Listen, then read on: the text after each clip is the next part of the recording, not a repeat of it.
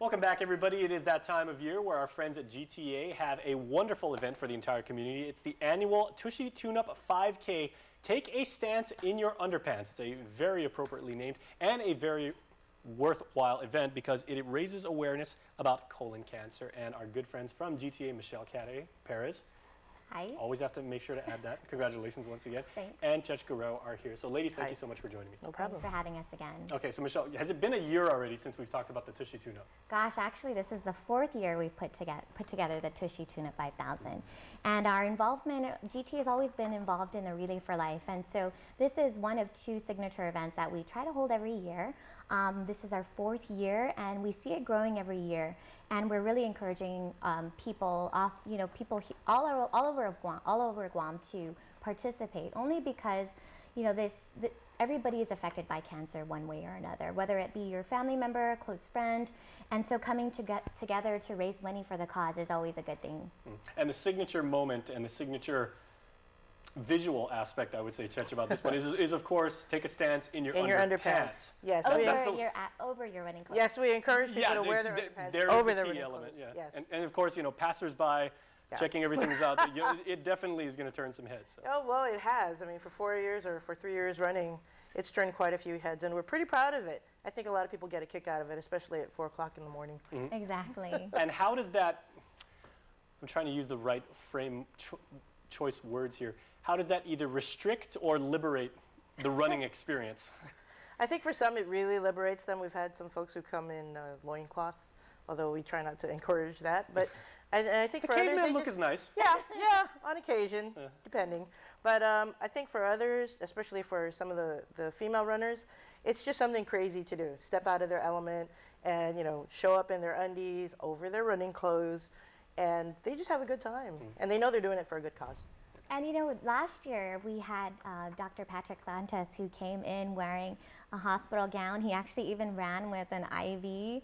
So it's pretty funny to see some of the things they think of or come up with to win these contests, because at the end of the run we have a contest. We have different categories for the undie contest categories. And so it includes best superhero, most creative, wackiest, and team theme with a maximum of 4.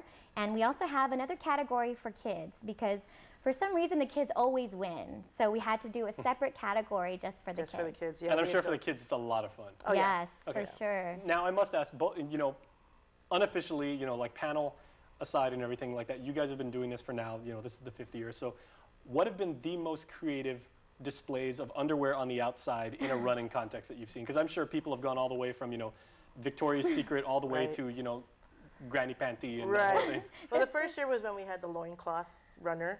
And then last year it was the doctor in the gown with his behind hanging out. That was interesting.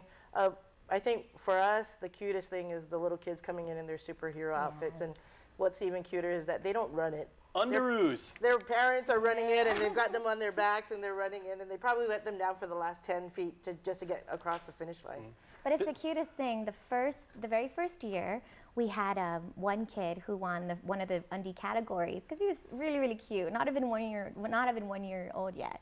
And so he actually won the last 3 contests. So his dad was like, this is a normal thing for us. He's won the last 3 years, so we try to step it up every year, which I thought was really awesome. So he's going for an unprecedented 4th straight title. Yes. Yeah. Well done. Yes. Has anybody ever done the toga thing? Anybody ever gone Yes. Greek? Actually, we've had some. We've had a few. We had a groups. group. We had a group that they ran in their togas. We also had another group that ran in Depends. It's funny. Very It's nice. funny. Depends on, we had one group of guys that ran in thongs over spandex shorts. So that was interesting. They were trying to emulate the Chippendales dancers. Well, to run in Depends, I guess, would be, athletic and functional. And youthful, yeah, absolutely. Yeah, I mean, don't have to stop it, and we won't get into the mechanics of it. Not at all. Okay, so real quick, what is the route, and then Michele, and then Chech, where can people register? Okay, the route is our usual. We start at Chamorro Village. The show time is 5 o'clock. The go time's at 6, and then you go all the way down right before Adeloop and then back. So it's a flat route, easy, and then we also have some water stations as well. So it's an easy flat route, and people won't have a hard time with it. Nice straight shot. And then to register, you can register at any of our GTA locations. We have two locations on the bases, one at Navy and one at Anderson. And then we've got our Again Shopping Center, GPO, Micronesia Mall, and our headquarters at Upper Tumon. And then we also are registering folks at Hornet. All right, well, ladies, please sit tight because we are going to talk about the Pink Sipper wine tasting event when we come back. On the flip side of this break, you're watching KU News Extra. Stay tuned.